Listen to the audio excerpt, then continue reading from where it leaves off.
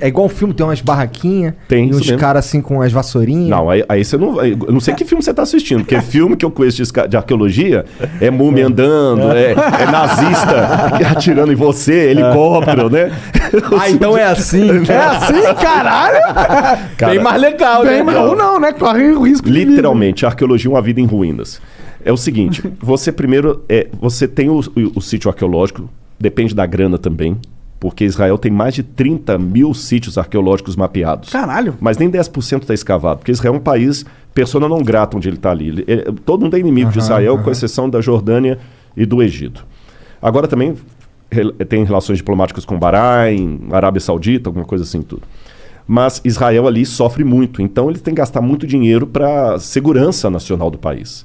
Então os arqueólogos dão aula no período letivo e em julho que escavam. Poucos sítios arqueológicos funcionam fora do período do verão, estou falando verão, hemisfério norte. Então você tem as quadrículas, e como é que você descobre que ali é um sítio arqueológico, por exemplo? Tem várias maneiras. Acidentalmente, a Vênus de Milo, por exemplo, foi encontrada porque o cara estava arando a fazenda dele e encontrou a Vênus de Milo. Sério, que o Brasil, jogada? Jogada, porque o Brasil é um país de história muito nova, 1500 para cá. Então qualquer coisa que tem 200 anos, pô, antigão. Israel, Jerusalém foi construída e reconstruída, passou pelos cruzados, pelos mamelucos, pelos persas. Cidade que tem 2.000 anos, 3.000 e tantos anos. Cara, que loucura que a Vênus de Milo tava assim jogada. Era uma floresta, assim? Não, tipo? não era floresta, era uma fazenda mesmo. Isso não é anormal. Mas ela tava só parada no meio da fazenda? Não, tava no chão. Ah, O cara foi fazer um soterrada, buraco ali, entendi. soterrado, ele achou. Muitas. Mas quantos anos ela ficou soterrada lá? Isso é muito loucura, Mas fica, né, né? mano? Isso é normal lá. Se você for, eu não sei se você já foi alguma vez à Itália, lá no Vaticano. Nunca fui. Não. Tem o Museu do Vaticano. E tem um museu ali cheio de estátuas. Tem a estátua do Laocoonte. Foi encontrada também numa fazenda, assim. Então o pessoal encontra. Às vezes um arquiteto, um engenheiro, está fazendo uma obra, encontrou alguma coisa. No Que Brasil viagem. acontece isso em menor escala. De vez em quando acontece. No Rio de Janeiro, os caras estão fazendo, encontraram uma coisa lá antiga. Então vem a gente aqui no Brasil chama IPEM, que é o Instituto de História daqui do Brasil. Lá é o IAA, Israel Antiquities Authority. Eles vão, então, mapeiam.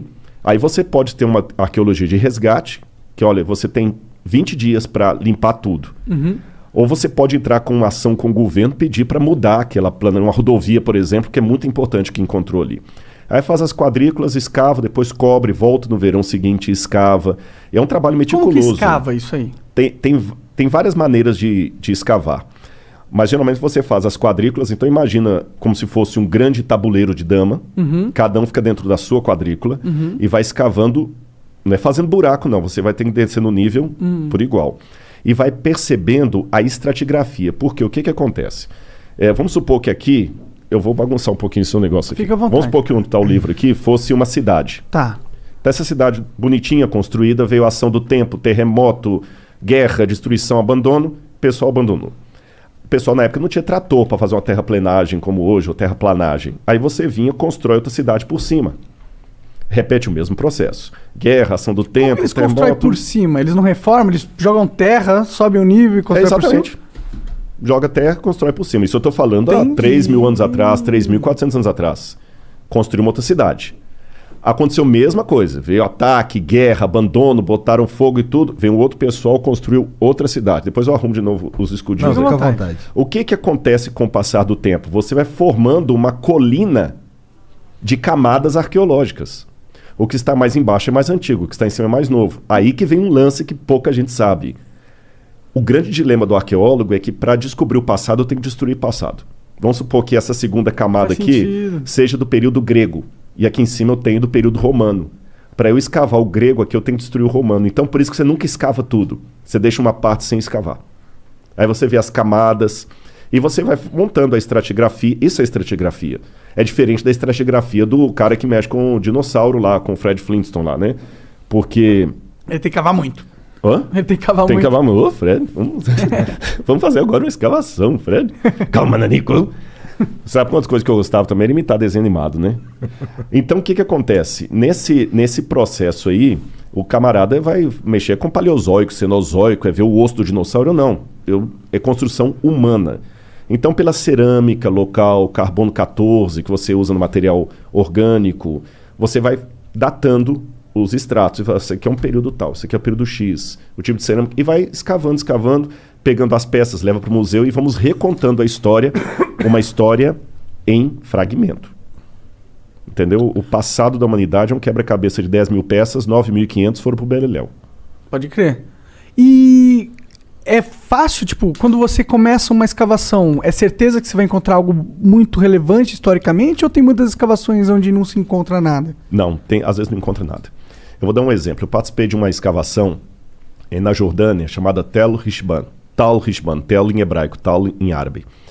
E essa escavação, ela até uma universidade adventista, é uma das seniors ali, que é a Andrews, lá dos Estados Unidos, que eu tinha que escavar. Eles já estavam escavando lá desde os anos 50. Eles estavam, por isso chamava Tal Rishban, que eles estavam com esperança de encontrar ali a cidade de Heshbon, mencionada na Bíblia. Entendi. Desde os anos 50 escavando. Caralho. E com dinheiro assim, contadinho na mão. A igreja adventista patrocinava, através da Andrews University, o governo da Jordânia, algumas pessoas que têm grana às vezes ajudam. Quando chegou no período persa, agora vocês já sabem pelas camadas, Sim. não tinha mais nada para baixo. Então aquela cidade que estavam escavando desde os anos 50, achando que era Tal Rishbon, não tinha porra nenhuma. não era. Será que se cavarem mais para baixo? Foram, mas aí tem uns aparelhos que usa, tipo um GPS, que você Entendi. sabe a profundidade, não tem mais nada construído. Então acontece. Entendi. Aquela cidade não sabemos qual é, mas a Rishban da Bíblia não era. Teve um grupo de pessoas que gastaram a vida inteira pra achar essa porra e não acharam, mano. É. Mas é compensador, que às vezes... Você sabe que a melhor maneira de encontrar uma coisa é procurando outra. Às vezes... Verdade. É verdade. É verdade, pode olhar. Você perdeu aquele negócio em casa. Às vezes a O gente cara tem que uma inventou a surpresa. penicilina foi assim. Alexander Fleming, É. né? Alexander Fleming. Agora, você às vezes, assim, tem tantas surpresas em Israel. Vou dar um exemplo de um achado recente.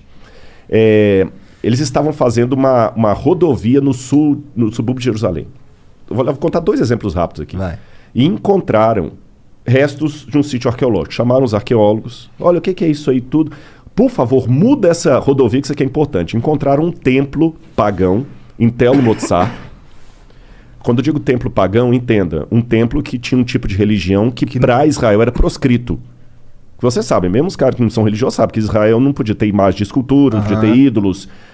E lá tinha ídolos, tinha um monte de coisa. Entendi. E esse templo pagão funcionava a 6 quilômetros do templo de Jerusalém. Entendi, os caras eram hackers. Hackers.